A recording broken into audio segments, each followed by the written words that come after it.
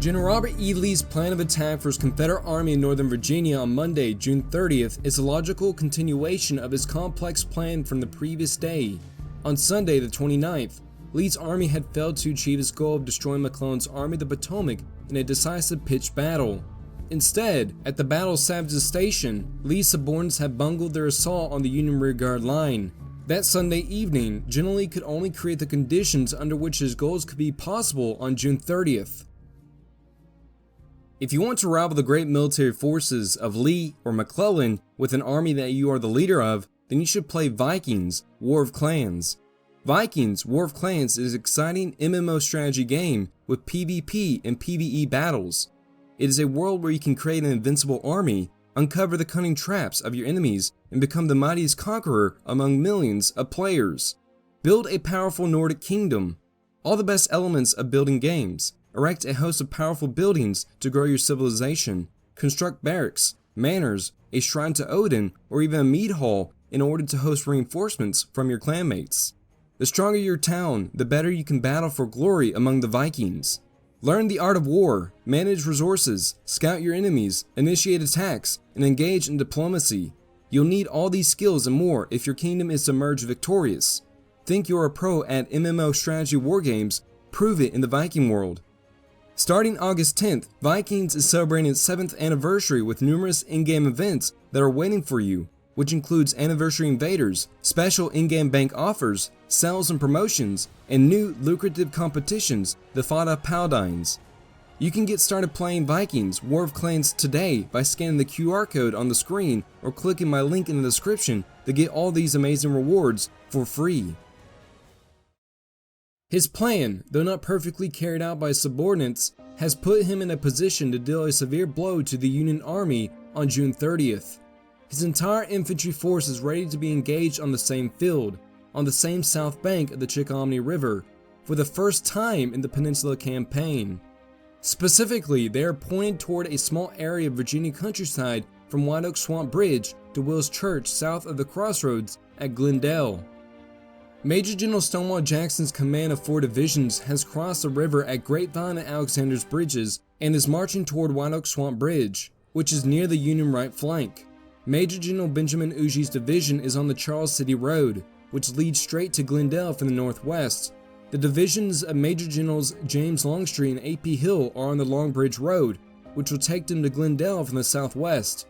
Getting ready to support Longstreet and Hill is Major General John B. Magruder's command with 3 small divisions. Magruder will need to move from the Williamsburg Stage Road near Stavage's Station to the Long Bridge Road, but the march can be accomplished in time to reach the Glendale area sometime in the afternoon. Thus, about 70,000 Confederates are on the roads and on the move to Glendale. General Lee has also brought Major General Theophilus H. Holmes with troops from the Department of North Carolina across the James River and down the River Road, which passes Malvern Hill, just in case he can be useful. Holmes does not have many men, but it is better for Lee to have them in place where they can contribute to the day's events. Although not all the Army of the Potomac is in the Glendale area, a substantial number of Federals are there. The Union line is essentially a long arc from White Oak Swamp, west of Glendale, to the south of the Crossroads near Will's Church. The northern force, near White Oak Swamp, is covered by Brigadier General Israel B. Richardson's 1st Division of Edwin Sumner's 2nd Corps, Brigadier General William F. Baldy Smith's 2nd Division of William B. Franklin's 6th Corps, and Brigadier General Henry M. Nagley's 1st Brigade of John J. Peck's 2nd Division and Erasmus D. Key's 4th Corps. Brigadier General Henry W. Slocum's 1st Division of 6th Corps covers the Charles City Road, and to Slocum south is Brigadier General Philip Kearny's 3rd Division of Samuel P. Heintzelman's 3rd Corps. Brigadier General George A. McCall's Pennsylvania Reserve's Division of Fitzjohn Porter's 5th Corps is on the Long Bridge Road. Joseph Hooker's 2nd Division of 3rd Corps parallels the Wills Church Road, running south from Glendale, starting at or near the church itself. General Hooker is not where he's supposed to be. The plan is for him to be on Kearny's left, but he is about where he should have been, given McCall's position, which apparently was taken without General McClellan's knowledge. Finally, Brigadier General John Sedgwick's 2nd Division of 2nd Corps is being held in reserve near the Nelson House on the east side of Wills Church Road and south of Glendale. McClellan thus has all of 2nd Corps, 3rd Corps, and 6th Corps 1 division of 5th Corps, and 1 brigade of 4th Corps defending the Crossroads at Glendale. More than 7 of the Army of the Potomac's 11 divisions, representation from every corps, and about 55,000 men. Farther south, the other 2 5th Corps divisions are on or near Malvern Hill. The rest of 4th Corps is south of Malvern Hill, covering the River Roads Bridge over Turkey Island Creek. The northern supply trains are still moving down the Wills Church Road, although some are using a less traveled path to the east. Generally, the Union setup is good, with key roads covered and reserves available. 2 problems exist, however. First, McClellan himself is not at the key point for his army. Instead, he has left the Glendale area early on June 30th to scout for a final destination and examine what he expects will be his last stand position at Malvern Hill. Whether he should have been at Glendale or not is debatable, but if it is an error, he compounds it by leaving no one in overall command at Glendale. He had done the same at Savage's Station the day before, and had not cost him. This time 3 corps commanders, Sumner, Heintzelman, and Franklin, are in the area. William B. Franklin, one of McClellan's favorites, is placed in command of the force, which includes one of Sumner's divisions, at White Oak Swamp Bridge. McClellan has not named a commander at Glendale itself, so Sumner, as the senior ranking officer on the field, will be the de facto commander in the coming battle there. Second, the 2 divisions most likely to take a Confederate attack are those of McCall and Slocum. Both had been at Gaines Mill and had suffered severe losses. Nearly 2,000 men each, including 1 regiment in each division, captured nearly whole. McCall had defended Beaver Dam Creek as well, meaning his men are on the front line after 2 days of battle and 2 days of marching, including at night. As the day progresses, all over the Virginia countryside, Confederates are running into problems. Holmes' small command, marching down the river road, reaches a spot within artillery range of Malvern Hill. A blast of fire from the Southerners starts what proves to be a vastly unequal contest between batteries, with Union naval gunboats adding their shells for good measure. Holmes' infantry breaks under the heavy northern shelling, leaving whatever role Lee might have assigned him impossible for Holmes to carry out. Ugey runs into different problems on the Charles City Road. Union pioneers cut trees across the road, and Brigadier General William Mahone's men lose the Battle of the Axes, slowing them down, as does Federal skirmishers. Ugey is also worried about his left flank's exposure to enemy troops that might still be near that part of White Oak Swamp. Finally, he finds Slocum's men near Brackett's Ford.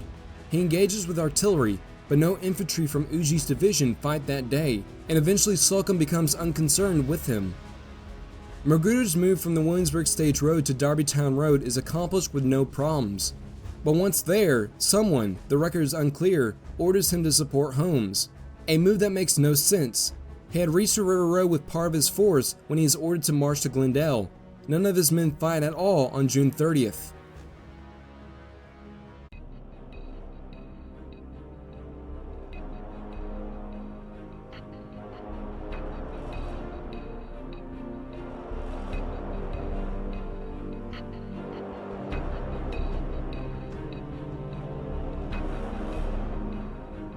By late morning, Major General Stonewall Jackson's command reaches White Oak Swamp. Here, Jackson finds the White Oak Swamp Bridge destroyed and the nearest crossable fords pre-sighted by Federal artillery guns from Captain George W. Hazard's batteries A and C, 4th U.S. Artillery. There's also a strong picket line from Colonel Hiram Berdan's 1st U.S. Sharpshooters posted along the swamp banks. Jackson orders Colonel Stapleton Crutchfield, his chief of artillery, to begin placing their own battery in a favorable position for driving off or silencing the enemy guns across the swamp. Crutchfield places the batteries of Captains Thomas H. Carter, Robert A. Hardaway, G. W. Nelson, A. B. Ratt, James Riley, and W. L. Baltus on the right of the White Oak Swamp Road. At 2 p.m., at a range of just 300 yards, Crutchfield's 31 guns suddenly open fire on the Union guns of Hazard's battery, marking the start of the Battle of White Oak Swamp, the first clash of the day's 2 battles. Hazard's artillerymen soon return fire, lobbing shot and shell at the Confederate guns in a heated artillery duel. The Confederate gunners' fire is rapid and precise, most of their shells striking within 20 feet of Hazard's battery. The brow of the hill that Hazard's cannons are placed on, however, proves a natural protective defilade for the battery. Nevertheless, Confederate guns succeed in lighting the nearby Benford House on fire, causing thick black smoke to flow into the White Oak Swamp and obscure the gunners' view on both sides. This, mixed with heavy sulfuric gunpowder smoke from the artillery exchange, makes visibility extremely low for the artillerymen. Colonel Crutchfield orders Captain G.W. Whitting's battery, known as the Danville, Virginia Artillery, to move down the White Oak Swamp Road and support the barrage. He tells them to move their guns down near to the burned bridge to shell out the 1st U.S. sharpshooters from the woods using canister rounds. Captain Whitting's gunners fire several blasts into the Union sharpshooters, driving them back from the swamp's edge. At 2:15, Captain Hazard is overseeing one of his cannons when a shell prematurely bursts in the battery, a fragment striking the captain in the leg, breaking bone and mortally wounding the artillery commander. First Lieutenant Rufus King assumes command over Hazard's 6-gun battery. Brigadier General Thomas Francis Marr of the Irish Brigade in Richardson's division stands by one of King's guns, exposing himself to intense cannon fire and assisting the gunners in running up their piece. When Lieutenant King informs him that he is low on ammunition, Marr personally volunteers to ride out to General Richardson and have ammunition sent to King's guns as soon as possible. Before the ammo can reach King's battery, however, his guns fall silent due to expending their last rounds, and King has to order the battery to fall back into a hollow, where the artillerymen are shielded from the murderous barrage. There, he refills his ammo chest to renew the fight. By 2:30, more Union batteries are being brought up to combat the Confederate guns along White Oak Swamp. Batteries E and L, 1st New York Light Artillery, Battery F, 5th U.S. Artillery, and the 3rd Independent Battery, New York Light Artillery. Now the entire swamp crossing is hazy with smoke and flames, and hearing is difficult over the roar of booming cannon. The fire becomes so intense that Captain Whitting's battery is forced to retire back to the main battery line. By 3 p.m., the artillery duel begins to die down. There is light skirmishing still along the bridge crossing by troopers of Colonel Thomas T. Mumford's 2nd Virginia Cavalry Regiment, but the Battle of White Oak Swamp is effectively over. Having failed to dislodge the Federals from their position, Jackson will make no further attempts to press across White Oak Swamp until later that evening, when the Federals to his front were ordered to withdraw to the new defensive line at Malvern Hill. Most of the Union troops positioned around White Oak Swamp are soon to be used in the raging battle around the Crossroads at Glendale.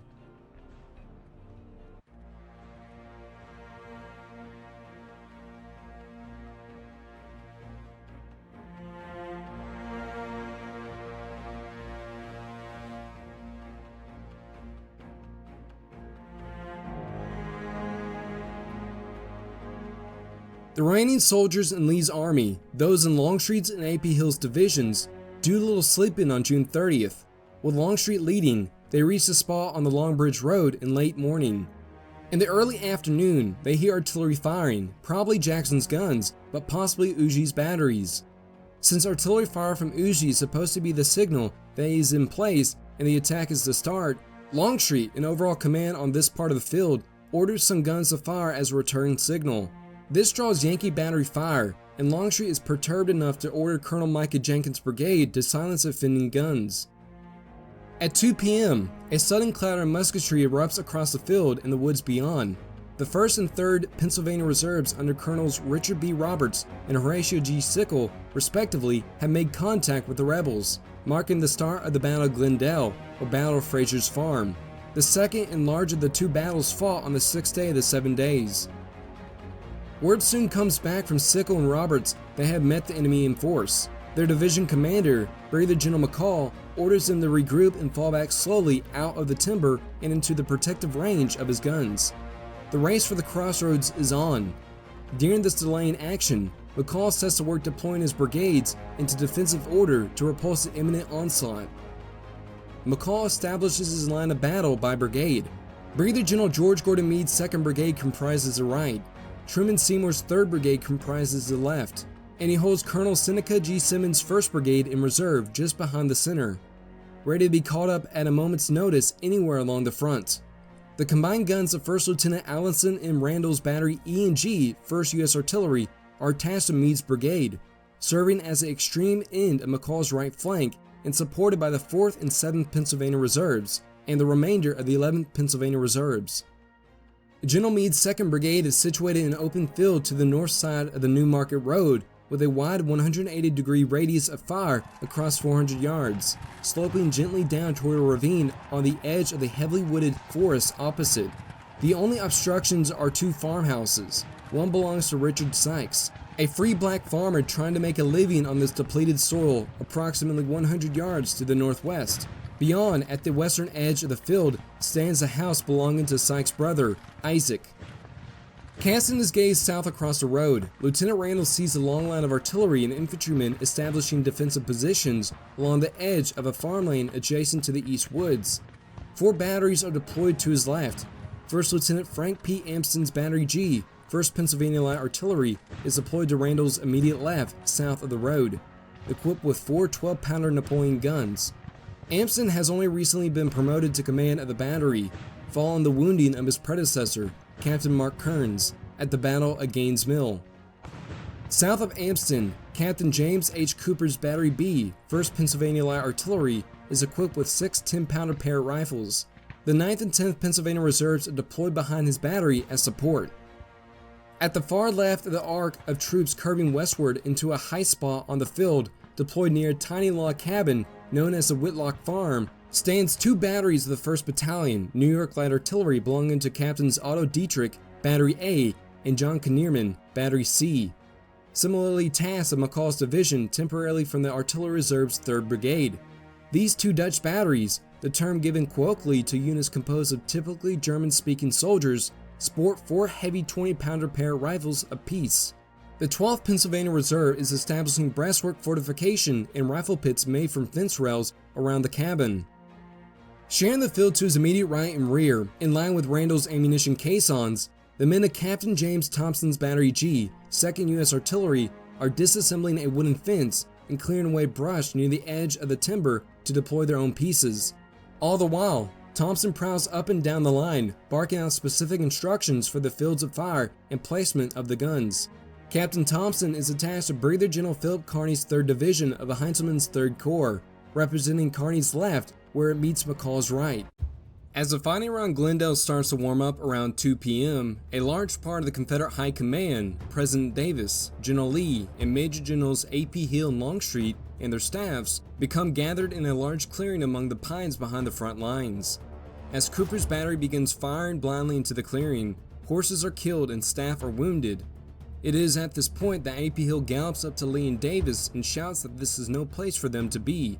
He yells, "As commander of this part of the field, I order you both to the rear."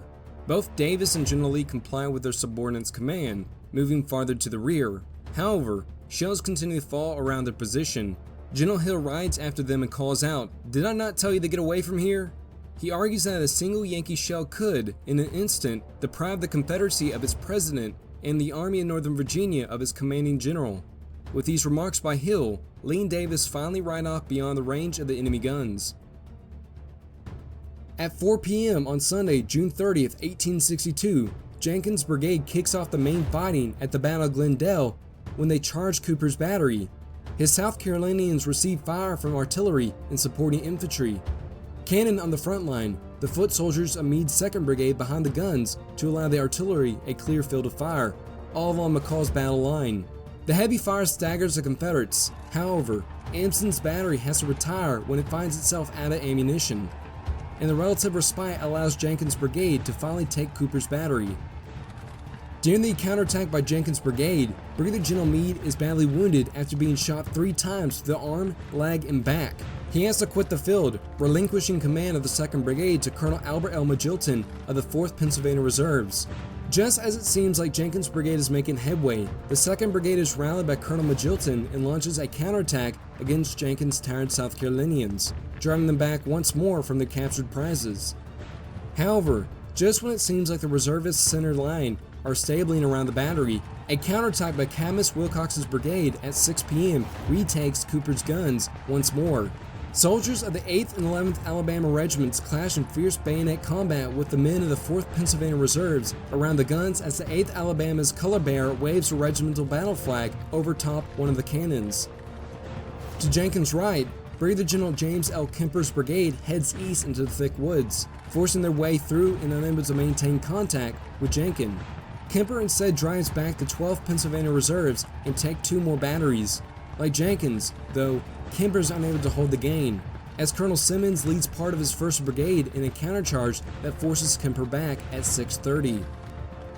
Brigadier General Lawrence O'Brien Branch can't keep up with Kemper, but when he does reach the field, he, along with Pickett's brigade, now under Colonel Epahunton, moving from Jenkins' left to the southernmost part of McCall's line, breaks Simmons' counterattackers and retakes the guns close to 7 p.m. Colonel Simmons is killed during the intense hand-to-hand fighting for the cannons. For a third time, however, victorious Southerners are forced back. Branched by men from Sedgwick's division coming west down the Glendale Crossroads from the Riddell Farm and Frazier's Farm, and Hunton by men from Hooker's division hitting their flank from west of Will's Church. While Wilcox's 8th and 11th Alabama regiments retake Cooper's battery, other regiments in the brigade head to the guns of Lieutenant Randall's combined batteries E and G, 1st U.S. Artillery. At first, Randall and his infantry support stop Wilcox's brigade, but the Union infantry move in front of the guns in a countercharge, and when the Confederates come on again, Randall can't fire without hitting his own infantry, so Wilcox captures the guns. Lieutenant Randall quickly rallies the infantry and retakes his battery around 7:15.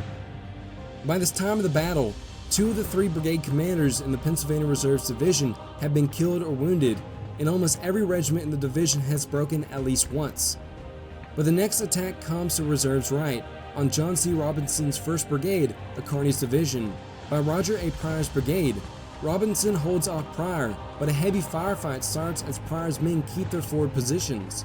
Brigadier General Winfield Scott Featherston moves his men to Pryor's left, but Featherston sees Union troops on his own flank and asks Longstreet for reinforcements. Shortly afterwards, Featherston is wounded, relinquishing command of his brigade to Brigadier General George B. Anderson. Typical of his leadership style, Brigadier General Philip Kearny is seen by his men leading from the front. While reconnoitering in the dimly lit woods, he somehow ends up among a rebel skirmish line. Kearny suddenly recognizes this dangerous air when a young Confederate captain who's less observant than he comes up to the general and asks, "What shall I do next, sir?" To which Kearny replies, "Do, damn you, why do what you have always been told to do?" He then rides off back to his own division's battle lines. By this time, 7:15 to 7:30, Longstreet has committed his entire division, has taken 4 batteries at one time or another, and has come close to breaking the Union line. He now has to decide whether to send A.P. Hill's Light Division into battle to see if he can deliver the finishing blow, or perhaps to be sure no Union troops can deliver such a blow themselves. At around 7:30 p.m., Maxcy Gregg's brigade moves to support Pryor and Featherston. Colonel Samuel McGowan's 14th South Carolina engages the 20th Indiana of Robinson's brigade in a fierce firefight that lasts until dark. To Gregg's right, the men of Charles W. Field's brigade attack some of Kearny's infantry, retake both Randall's and Cooper's batteries, and take Brigadier General McCall prisoner as well. James J. Archer's brigade stops the counterattack that had forced Branch and Hunton's retreat. Dorsey Pender's brigade comes as close as any Confederate unit to the crossroads at Glendale, marching through the field and engaging Sedgwick's men before retiring. Finally, Joseph R. Anderson's brigade advances, stops when the men mistaken Federals for their fellow rebels, take heavy fire from those Federals, and can do nothing more than hold their ground. Anderson himself is wounded during this time. This action close to nightfall, around 8 p.m., ends the battle. Fewer than 45,000 men have fought at the Battle of Glendale or Frazier's Farm. Of those, more than 6,000 are killed or wounded. The Army of the Potomac loses 297 men killed, 1,696 wounded, and 1,804 missing or captured, for a total casualty list of 3,797 losses. On the Confederate side, there are 3,673 total casualties, including 638 killed, 2,814 wounded, and 221 missing or captured.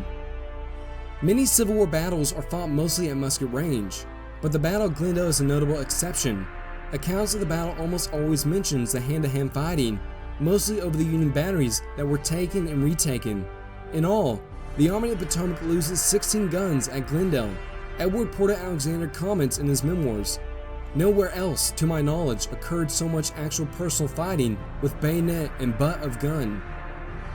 It is what happens away from the battlefield at Glendale that makes fighting at the crossroads purposeless.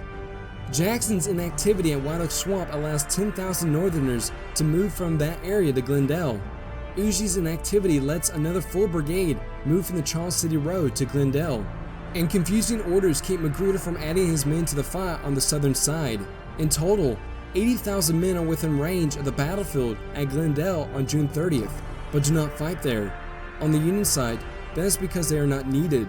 On the Confederate side, however, it is because some commanders do not perform to the best of their abilities. If they had, Glendale itself and the outcome of the entire Peninsula campaign might have been very different. That night, Major General Magruder's men arrive on the battlefield and take over the frontline positions. First Franklin, then Heintzelman, then Sumner finally withdraw to Malvern Hill. Hooker's division is the last Northern unit on the field, waiting to see what the morning would bring.